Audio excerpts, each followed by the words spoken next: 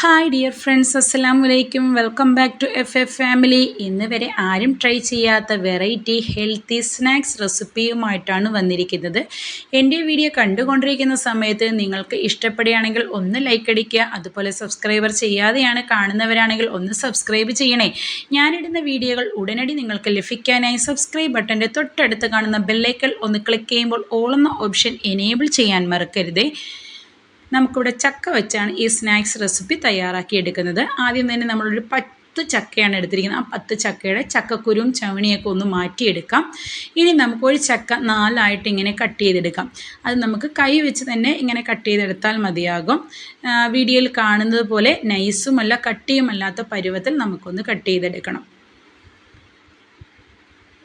ഇനി നമുക്ക് ഇവിടെ നമ്മൾ 1 കപ്പ് കടലമാവാണ് എടുത്തിരിക്കുന്നത്. അതിലോട്ട് 2 സ്പൂൺ മൈദ,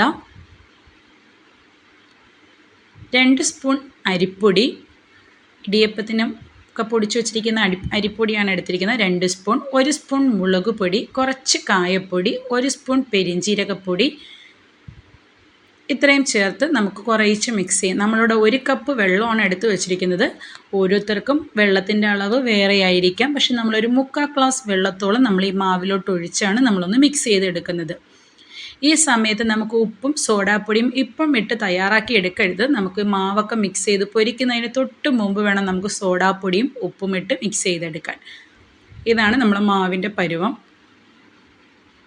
കട്ടയൊന്നും ഇല്ലാതെ നമുക്ക് തയ്യാറാക്കിയെടുക്കണം. നമ്മൾ ഈ മാവിലോട്ട് സ്പൂണൊന്ന് മുക്കിയതിന് ശേഷം ഒന്ന് നമ്മൾ മാവിലോട്ട് കോട്ട് ചെയ്ത് നിൽക്കുക. പിന്നെ നമ്മളൊരു വിരൽ വെച്ച് ഇങ്ങനെ ആക്കുമ്പോൾ മാവ് താഴോട്ട് വീഴണം. ഇതാണ് മാവിൻ്റെ പരുവം.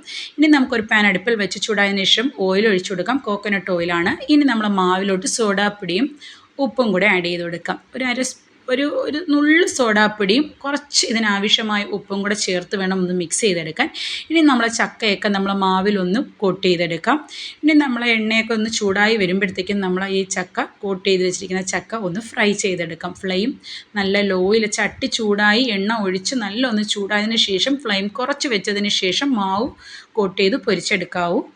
കാരണം അല്ലെങ്കിൽ നമ്മൾ ചക്ക ആണല്ലോ, അപ്പം ഉള്ളു വശം വേവാതിരിക്കും. അതുകൊണ്ട് ഒന്ന് ഫ്ലെയിം ലോയിലാക്കി വെച്ച് വേണം തയ്യാറാക്കിയെടുക്കാൻ. നമുക്കിപ്പോൾ കടലമാവില്ല എങ്കിൽ നമുക്ക് വാഴയ്ക്കപ്പമൊക്കെ പൊഴിക്കുന്നത് പോലെ മൈദയിലും നമുക്ക് തയ്യാറാക്കിയെടുക്കാം.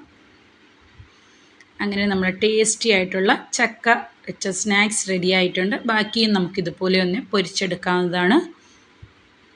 നല്ല ടേസ്റ്റാണ്. നമുക്ക് മുളക് പൊടിയും അതുപോലെ തന്നെ പെരിഞ്ജീരകമൊക്കെ നമ്മൾ ആഡ് ചെയ്ത സമയത്ത് നമുക്ക് ചിക്കൻ മസാല ഉണ്ട് എങ്കിൽ നിങ്ങൾക്ക് ഒരു 1/2 സ്പൂൺ ചിക്കൻ മസാലയും കൂടെ ആഡ് ചെയ്യാവുന്നതാണ്.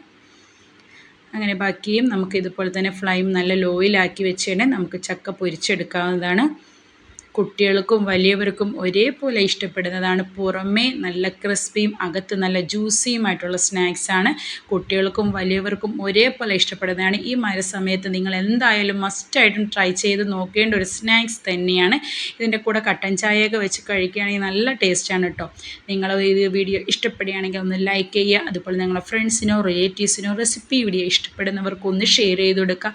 ഇത്രയും നാൾ നിങ്ങൾ എന്നെ സപ്പോർട്ട് ചെയ്തതുപോലെ തന്നെ മുന്നോട്ടും എന്നെ സപ്പോർട്ട് ചെയ്യുക. Thanks for watching. അസ്സലാമു അലൈക്കും. നെക്സ്റ്റ് വീഡിയോയുമായി കാണുന്നത് വരെ